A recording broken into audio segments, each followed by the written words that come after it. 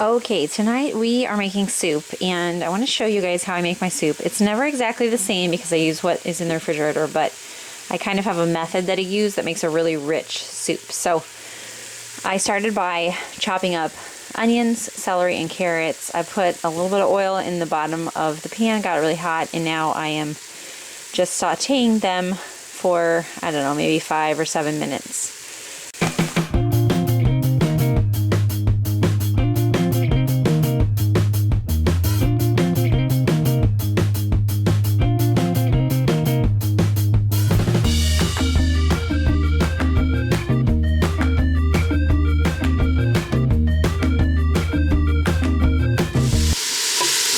So these have been cooking for a few minutes, and now I'm going to add a can of tomato paste. This really gives it a rich flavor.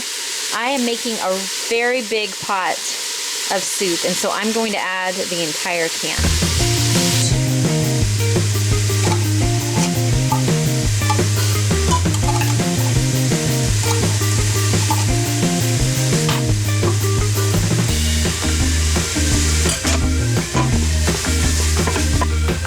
Okay, I have a full quart of broth that I made. This is a bone broth that I made from chicken bones, so I'm going to dump that in there.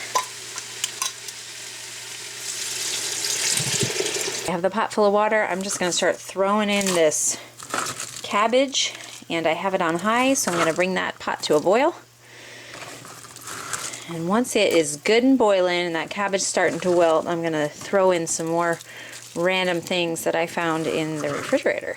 So the cabbage has cooked down, as you can see, and then I stirred in, I had about probably 2 pounds of cooked ground beef that I stirred in here, and I also found about 1.5 cups of butternut squash puree in my fridge, so I just threw that in here as well. Now once this is cooked through and simmers for a little while, probably about another 10 minutes. Whoops, it's too foggy there. Let's back up so you can see. I'm going to throw in some leftover gluten-free pasta that I had cooked to make spaghetti, and I just had some leftovers. So I'm going to throw that in here. If you know anything about gluten-free pasta, whenever you put it in the refrigerator, it tends to get kind of hard. But throwing it in and letting it just kind of simmer in this hot liquid for about 10 minutes will soften it, and then we'll have noodles in our soup. I also threw in about 2 teaspoons of cumin and some salt and pepper, because those are the things that I had on hand tonight.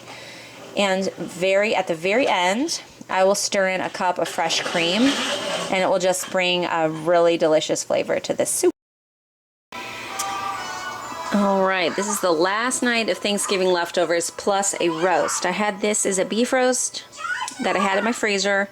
I seared it in this cast iron skillet, and then I put it in the oven. I covered it up and I put it in the oven for several hours. Now I'm going to slice it, and we still have leftover gravy from Thanksgiving. So I'm just going to I'm going to slice it up and then put that gravy in there and heat it. Just keep it on warm in the oven because Jason's still working outside. No, James, you can't do that. In addition to our meal, Elsie decided to make biscuits. So I've been helping her. This is the recipe we're using, and we're using the gluten-free flour blend. It's from this Usborne book. And we decided to do the cheese version, so we mix in a little bit of grated cheese.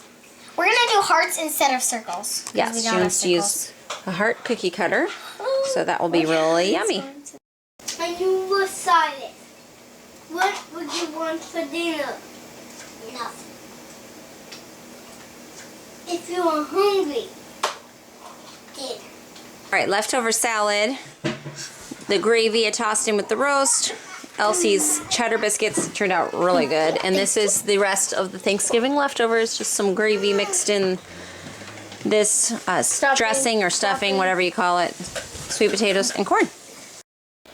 Tonight is a 1-pot dish. It's just some rice, and then I stir-fried this vegetable blend from Costco in a separate pan, and then threw it all together with some chopped up leftover beef roast from the other day. So just quick and easy. I stir-fried it with olive oil and salt, and that was it. And then I threw it all together.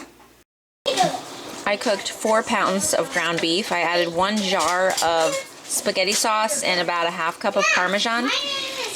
And this is going to be the meat that people can mix with either the spaghetti squash or cabbage. I am just put this in here, so I'm cooking this down, and then I'll saute that just a little bit. People can choose. Mom, what did you put in there? Parmesan? Choose their vegetable. We're trying to go through cabbage and squash around here. And beef. Those are the 3 things that we have lots of. So tonight we're just going to mix it together and make it a meal. This is the spinach, or the spinach. Hello. This is the cabbage all cooked up. And then this is the beef in the sauce, so they can just mix together whatever they like. And I'm sure some kids will want to top it with cheese or sour cream or something like that. But we're just going to eat it in bowls, and that will be dinner tonight. Okay, tonight's dinner we have pumpkin soup. Now I made this out of a pureed pumpkin that I already had in the freezer whenever I did that big day of pureeing. So it was, I don't know, close to a gallon size Ziploc, so I don't know exactly how much it was. But what I did is I started with 8 pieces of bacon that I just went ahead and cooked right here in my soup pot in 2 batches. Then took the bacon out and I deglazed the pan. All I had on hand was a little bit of white wine vinegar in the fridge, so I just put a little bit of that in, and it just, if you do that while it's on high heat and then you kind of scrape it, you can get up all those little bacon bits and have a clean surface to work. Then I use the bacon grease to fry or saute a whole onion chopped up. And then I added in all of that pumpkin and an equal amount of, I didn't have that whole amount of broth. That would have been ideal, but I just used water for the rest. Then I added like a teaspoon or maybe a half teaspoon of nutmeg and I don't know, a teaspoon of salt and some pepper. And then I threw the rest of that bacon back in, and then I like to finish my soups with just some fresh cream, give them extra rich flavor. So that is dinner tonight. Plus Leo and Elsie have made these buttermilk biscuits that I showed you the recipe for earlier, and these they'd used a snowflake shape tonight for some wintry fun. So Elsie's finishing those up, and those will go in the oven too. I almost forgot to record tonight's dinner, and I actually did forget last night's dinner. Last night we had one of the cottage pies, some people call them shepherd's pie, that I had in the freezer, and so I warmed that up for last night. Tonight I just cooked some chicken tenderloins that I found in the freezer. I just kind of fried them in just a tiny bit of oil on either side and then let them cook through. Then I sauteed those mixed veggies from Costco that I showed you on one of the dinners. And then I tossed all of that with some rice, mixed it all together, and added, what did I add? A little mozzarella cheese, some ranch dressing, and a little bit of Parmesan, and that's it. I didn't even have to put it in the oven because everything was so steaming hot that the cheese melted immediately. So that's all that's left. I made 2 full casserole pans, and that's all that's left.